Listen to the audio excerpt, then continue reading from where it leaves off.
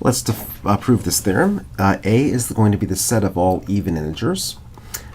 B is going to be the set of all integers such that n is equal to m plus 1 for some odd integer m. We're going to show that A is equal to B. More colloquially, if a number is even, then it's going to be an odd number plus 1. If a number is an odd number plus 1, then it's even. So we're going to prove that these two sets are equal, and we will do this using the standard technique. We will show that A is a subset of B, and we will also show that B is a subset of A. If I show that A is a subset of B and B is a subset of A, then that establishes that the two sets are equal. So first things first, A is a subset of B. Assume that we have some number k, which is an element of A. Now I'll choose k instead of x because it's an integer, and when I see k, I think integers. By definition,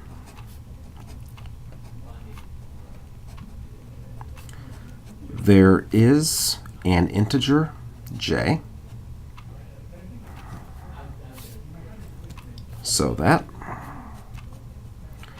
k is equal to 2 times j. K is an even integer, and so that means that I can write k is equal to 2 times j. Now, the goal is to show that k is an element of B as well. So I want to be able to write k is equal to something plus 1, where this something is odd. So therefore, in order to show that k is a subset of B, we can write k is equal to 2 times j minus 1 plus 1. Now the goal is to show that this is odd. If I can show that 2j minus 1 is odd, then that establishes that I've written k as an odd number plus 1, and therefore k will be an element of B. So let m be equal to 2j minus 1. That's this part. I need to show that m is odd. To show that m is odd,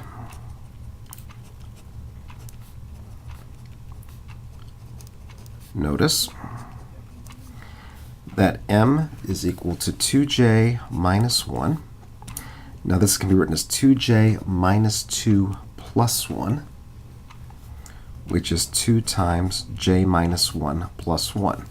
So I have now written this as 2 times an integer plus 1 by the axioms of arithmetic.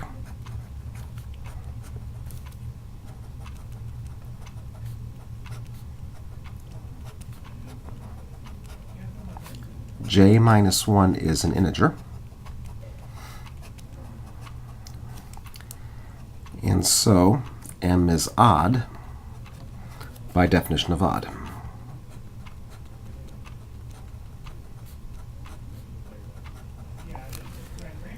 Now the whole point of showing that m was odd is to show that k is equal to an odd number plus 1. Therefore, k equals m plus 1, where m is odd.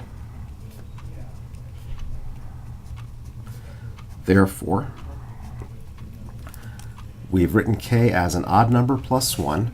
If I can write a number as an odd number plus 1, then that number k is an element of B. So therefore, k is an element of B. Okay, next direction. B is a subset of A. Assume that n is an element of B. By definition,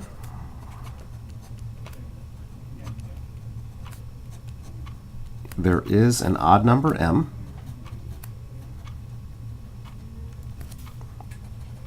so that n is equal to m plus 1. By definition of odd,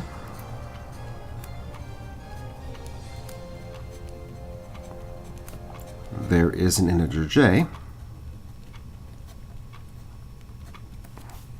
so that m is equal to 2j plus 1. Substituting,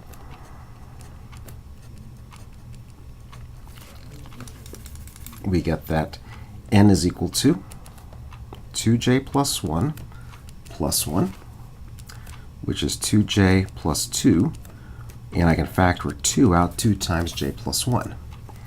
That's important. N is going to be equal to 2 times an integer. By the axioms of arithmetic,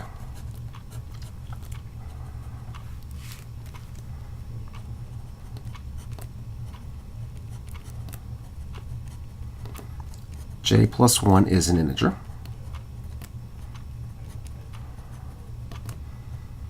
and so n is even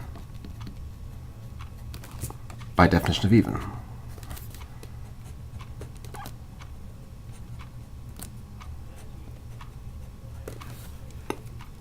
Therefore, we conclude that n is an element of A. Okay, so if n is in B, then n is in A. We've also shown that if k is in A, then k is in B, and so that proves that A is equal to B. And so that's the end of the proof.